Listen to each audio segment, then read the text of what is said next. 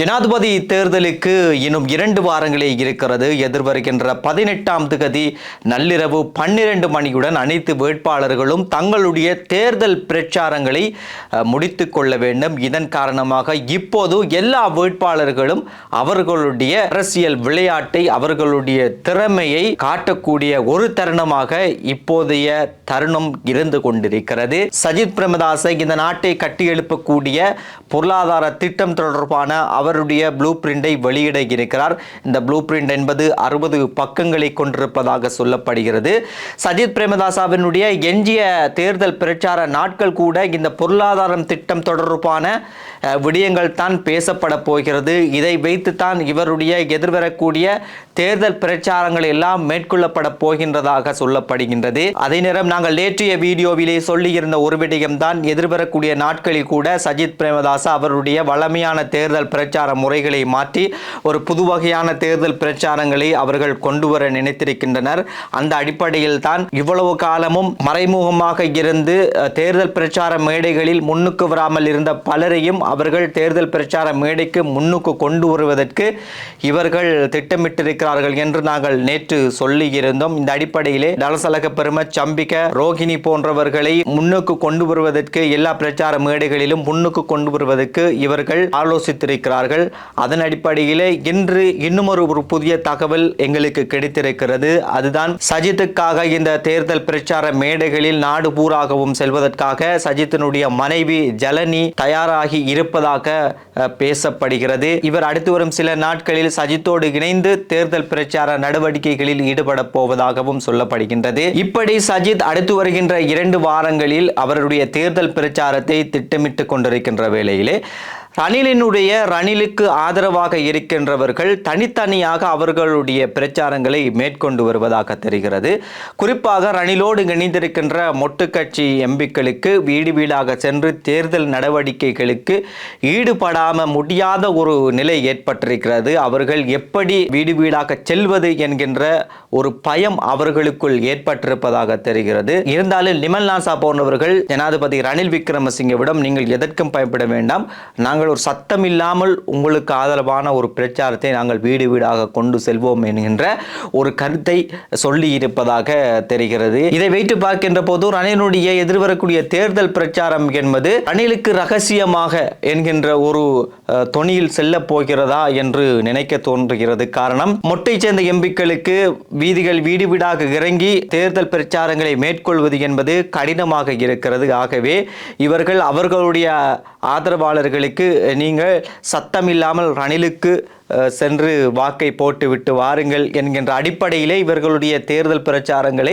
இவர்கள் கொண்டு செல்ல போகிறார்களா என்றுதான் நினைக்க தோன்றுகிறது. இதற்காகத்தான் எதிர்வரக்கூடிய நாட்களிலே ரணிலுடைய தேர்தல் பிரச்சாரம் என்பது ரகசியமாக ரணிலுக்கு என்கின்ற அந்த துணியிலே சொல்ல போகிறதா என்ற ஒரு கேள்வி இந்த இடத்திலே எழுகிறது. இருந்தாலும் பெரும்பாலான ஐக்கிய தேசிய கட்சியினர் அனுரவை தோற்கடிக்க வேண்டும் என்றால் சஜித்தும் ரணிலும் ஒன்று சேர வேண்டும் என்கின்ற பிரச்சாரங்களை மிக வீரியமாக செய்து கொண்டு வருவதாக தெரிகிறது. குறிப்பாக எதிர்வரக்கூடிய நாட்களில் ஐக்கிய தேசிய கட்சியினர் ரணிலும் சஜித்தும் ஒன்று சேர வேண்டும் என்று ஒரு எதிர்ப்பு பாட்டங்களை எல்லாம் இவர்கள் செய்வதற்கு திட்டமிட்டிருக்கிறார்கள் என்று பேசப்படுகிறது. யார் என்ன சொன்னாலும் இலங்கையில் இருக்கின்ற மிகவும் ஒரு பக்குவமான ஒரு தலைவர் ரணில் விக்ரமசிங்க, அவர் தனியாக இருந்து கொண்டுதான் ஜனாதிபதியாக தெரிவு செய்தார். இப்போது அவர் அந்த ஜனாதிபதி பதவியை நிரந்தரமாக்குவதற்கு போட்டியிடுகிறார். சர்வதேச அரசியலை புரிந்த, சர்வதேச தொடர்புகளை கொண்ட ஒரு தலைவர் ரணில் விக்ரமசிங்கே என்று ஐக்கிய தேசிய கட்சியினர் சொல்லி வருகின்றனர். ஆக சஜித்தினால் தான் ஐக்கிய தேசிய கட்சி என்பது 2ஆக பிளவடைந்தது. இந்த ஐக்கிய தேசிய கட்சி 2ஆக பிளவடைந்து 2 அணிகளாக இருக்கின்ற இந்த சூழ்நிலை என்பது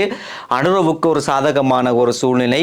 எனவே இதை உடைத்தெறிய வேண்டும். ஜேவிபிக்கு அதிகாரம் கிடைத்தால் ஏற்பட போகின்ற ஆபத்தை கருத்தில் கொண்டு இவர்கள் 2 பேரும் ஒன்று சேர்ந்தே ஆக வேண்டும் என்று ஐக்கிய தேசிய கட்சியினர் இப்போது ஒரு போர்க்கடி தூக்கி இருப்பதாக தெரிகிறது. இன்னொரு பக்கம் அனுரவை பொறுத்தவரைக்கும் அனுர இப்போது ஒரு வெற்றி களிப்பில் இருப்பதாக தெரிகிறது. எதிர்வரக்கூடிய 18ஆம் தேதி நள்ளிரவுடன் தேர்தல் பிரச்சார உரைகள் அத்தனையும் நிறுத்தப்பட வேண்டும் என்று தேர்தல் ஆணைக்குழு சொல்லி இருக்கிறது. எனவே இவர்கள் 18ஆம் தேதி நள்ளிரவு 12 மணி முதல் அடுத்து வருகின்ற அந்த 2 நாட்களில் இவர்கள் எங்களுடைய ஆட்சியை நாங்கள் எப்படி அமைக்கப் போகிறோம், யாருக்கு என்ன அமைச்சுக்கள் போக போகிறது, யார் பிரதமராக இருக்க போகிறார், எவ்வாறு நாங்கள் இந்த ஆட்சியை கொண்டு போக போகிறோம் என்கின்ற மிக பெரிய அளவிலான ஒரு திட்டத்தை வரைவதற்கான நாட்களாக இவர்கள் அந்த 2 நாட்களை தெரிவு செய்திருப்பதாக தெரிகிறது. இன்னும் ஒரு பக்கம் ரணிலோடு இருக்கின்ற மொட்டு கட்சியைச் சேர்ந்த அமைச்சர்கள் எல்லோரும் சேர்ந்து ஒரு புதிய அரசியல் கூட்டணி ஒன்றை எதிர்வரக்கூடிய 5ஆம் தேதி அமைக்க இருக்கின்றனர்.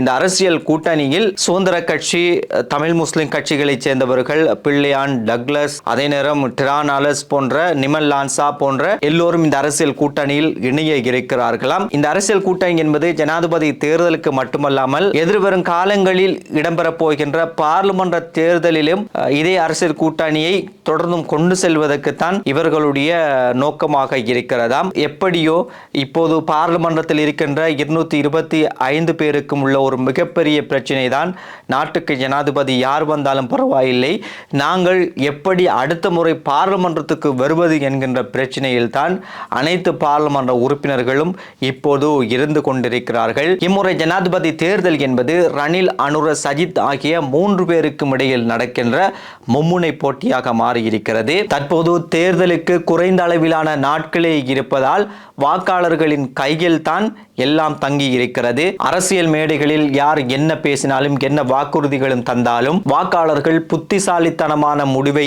எடுக்க தவறினால் நாடு மீண்டும் ஒரு நிலையற்ற தன்மைக்கே செல்லும். மீண்டும் வரிசைகளின் சகாப்தத்திற்கு செல்ல நீங்கள் உங்கள் மனதை தயார்படுத்திக் கொள்ள வேண்டும்.